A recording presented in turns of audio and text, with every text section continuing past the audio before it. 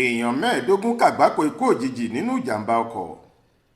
Ó kéré tán èèyàn mẹ́ẹ̀ẹ́dógún ní ìjàmbá ọkọ̀ kan tó wáyé nílùú Nàbádò lọ́nà márosẹ̀ Jos Bauchi níjọba ìbílẹ̀ Toro ti dá ẹ̀mí wọn légbodò tí ọ̀pọ̀ èèyàn sì farapa yánnayànna.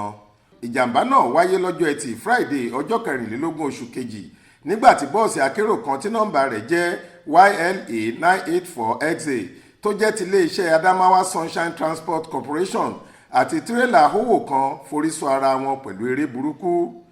Ọ̀gá àgbà àwọn ẹ̀ṣọ́ aláàbò ojú pópó nípìnlẹ̀ Bauchi Yusuf Abdullahi sọ pé ohun tó ṣokùnfà ìjàmbá tó mú ìjà àwọn èèyàn bí ẹni mu omi yìí kò kọjá eré àsápajúdé àti ìwà ìbìkítà fún òfin ìrìnnà.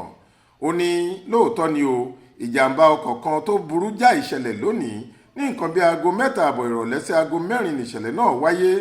Èèyàn 22 ló fara gbà nínú ìjàmbá náà, géńdé 18, obìnrin 2 àtàwọn màjèṣí 2 tí wọ́n jẹ́ ọkùnrin kan obìnrin kan.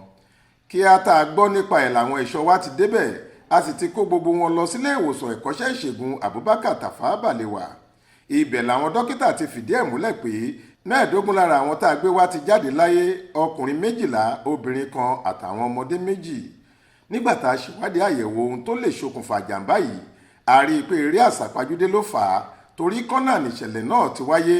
Ó farahàn pé eré burúkú táwọn ọkọ̀ méjèèjì bá wọ kọ́nà yẹn ni kò jẹ́ kí wọ́n lè ṣàkóso ọkọ̀ wọn tó fi di pé wọ́n forí sọra tí wọ́n sì fi ẹ̀mí àti dúkìá ṣòfò gẹ́gẹ́ bó ṣe wí. Faith Adébọ́lá ló ń jábọ̀ ròyìn fún iléeṣẹ́ tẹlifíṣàn Aláròyé online.